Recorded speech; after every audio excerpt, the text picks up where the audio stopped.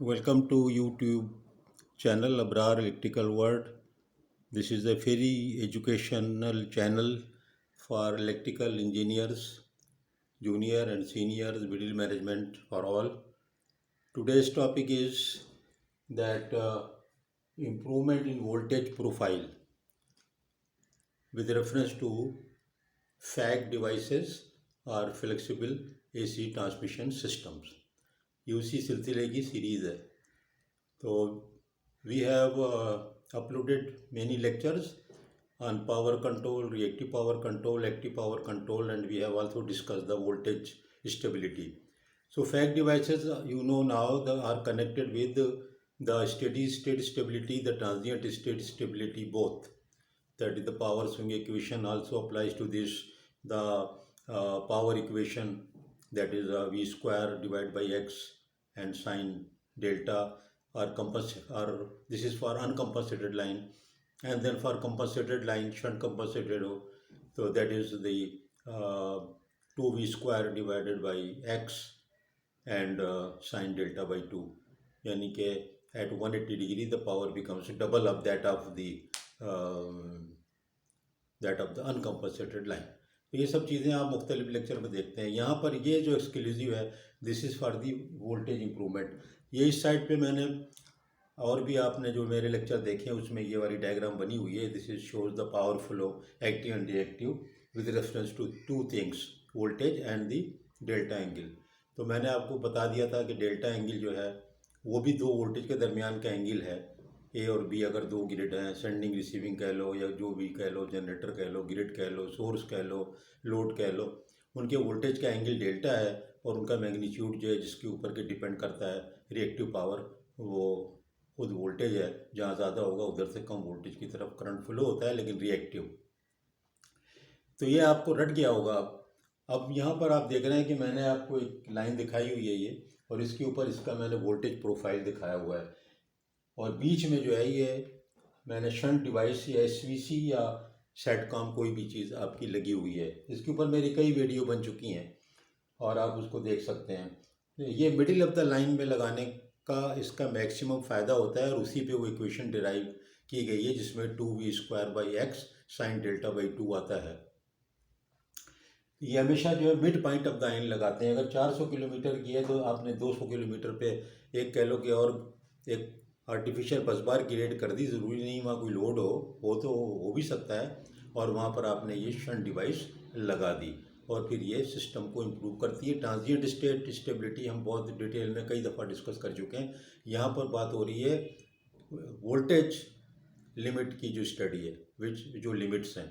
आपको पता है कि मैंने आपको शुरू में बिल्कुल जो पावर सिस्टम स्टडीज़ का इनिशियल लेक्चर है उसमें बताया था कि एक वोल्टेज स्टेबिलिटी, फ्रीक्वेंसी स्टेबिलिटी और एंगुलर स्टेबिलिटी में फिर ये पावर स्विंग और ट्रांजिएंट स्टेट स्टेबिलिटी आती है. तो ये जो है एक वोल्टेज स्टेबिलिटी, एक आपकी फ्रीक्वेंसी स्टेबिलिटी और एक वोल्टेज स्टेबिलिटी, और फिर उसके बाद ये एंगुलर वेलोसिटी, ये सब चीज़ें रिलेटेड हैं. तो ये मिडिल में लगाते हैं. अगर ना भी लगाएं तो उस वक्त ये जो ब्लू लाइन है ये समझो एक कांस्टेंट वोल्टेज की लाइन है. ये यहाँ से एक एंड है और एक दूसरा एंड बी है, ए और बी, उसके दरमियान में ये ब्लू लाइन होना चाहिए अगर आइडियल कंडीशन हो कि कोई भी वोल्टेज ड्रॉप नहीं है. लेकिन होता क्या है कि वोल्टेज ड्रॉप या वोल्टेज जो सैग है, वोल्टेज सैग की टर्म भी यूज़ होते हैं और वोल्टेज लो वोल्टेज की टर्म भी यूज़ होती है. तो वो उसका ग्राफ कुछ ऐसे होता है, ऐसे लाल लाइन है. ये लाल लाइन में मिडिल में जो है मिनिमम होता है और दोनों तरफ जाके वोल्टेज इम्प्रूव होना शुरू हो जाता है. तो ये आप ऐसे समझ लें कि जैसे आपने पढ़ा है ना फरंटी इफेक्ट. तो लॉन्ग लाइन और मीडियम लाइन और आपकी intermediate line, short line, medium line, long line, तो आप देखते हैं लॉन्ग लाइन में वोल्टेज बढ़ जाता है. तो कुछ उसी किस्म की बात हुई ना एक किस्म से कि अगर लॉन्ग लाइन ले लो तो बीच में जो है वो मैक्सिमम वोल्टेज है, क्योंकि शुरू में तो मैक्सिमम है, उसके बाद फिर वो कम होना शुरू होता है, और जैसे लाइन की लेंथ बढ़ती है तो कैपेसिटी इफेक्ट भी तो बढ़ता है ना. तो ये वोल्टेज फिर इम्प्रूव होता है, जो कि आपने देखा है. तो वोल्टेज सैग की ये अजीबोगरीब जो कर्व होता है कि वो इस तरह से होता है सैग की शक्ल में, जो कि सैग ट्रांसमिशन लाइन में भी सैग कहते हैं. तो ये वोल्टेज सैग. अब इसमें अगर मैं इस बीच में यहाँ पर ये पॉइंट, इस बीच में मैं कोई शंट डिवाइस लगाऊं जो कि एक्टिव और रिएक्टिव पावर दोनों को ले रही है, एब्जॉर्ब कर रही है या दे रही है सिस्टम को, तो यहाँ पर जो है ये वोल्टेज भी इम्प्रूव करेगी, क्योंकि आप जो है रिएक्टिव पावर को भी कंट्रोल कर रहे हैं, एक्टिव को भी कर रहे हैं, लेकिन रिएक्टिव से असल में वोल्टेज का ज़्यादा ताल्लुक है।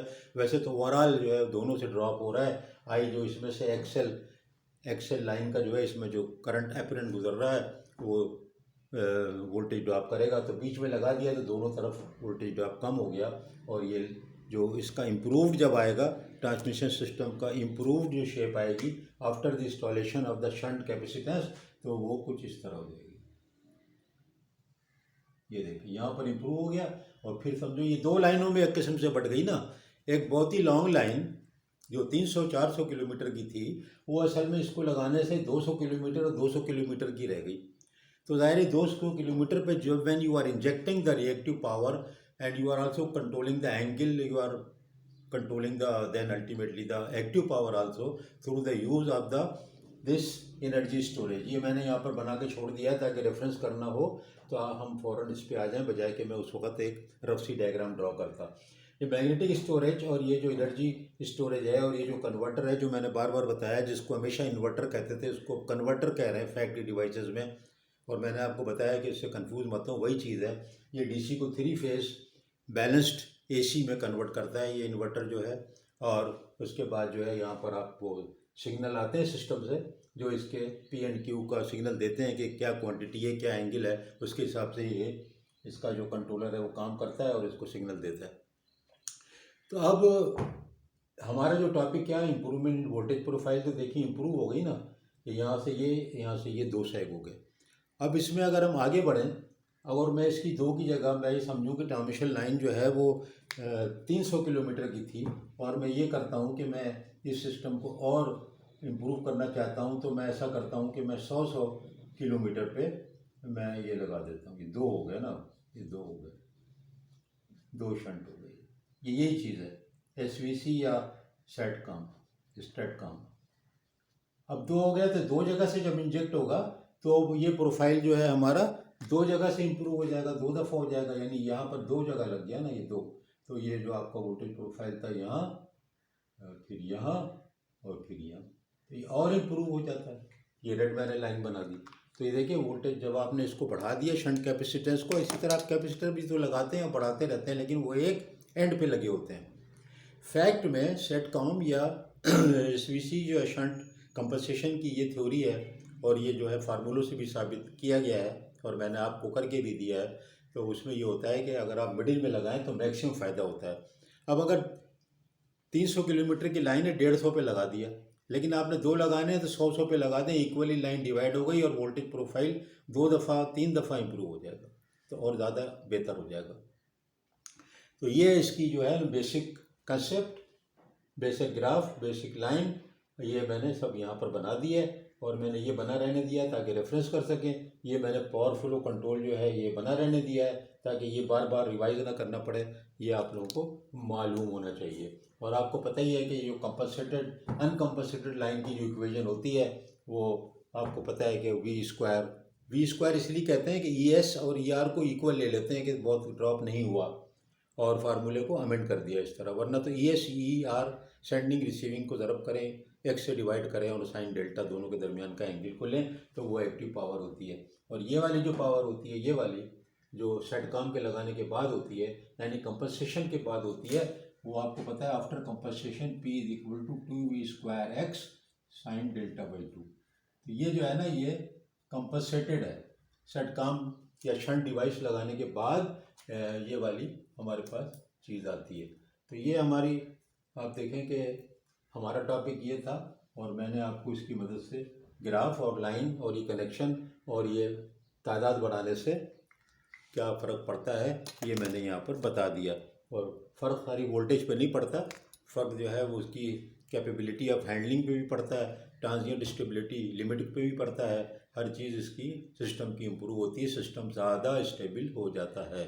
ये छोटी सी वीडियो है और इसको आप देखें कि ये काफ़ी छोटी है, तो इसके बाद एक और मैं वीडियो बनाऊंगा कि कितने बढ़ा सकते हैं आप, 2 लगा दें, 4 लगा दें, 6 लगा दें, आखिर कहाँ पे रुकेंगे, उस पर ऊपर अलग वीडियो बनाऊंगा कि maximum number of shunt devices कितनी लगा सकते हैं। बहुत शुक्रिया, शेयर कर दीजिएगा, लोगों को फ़ायदा पहुँचाएँ।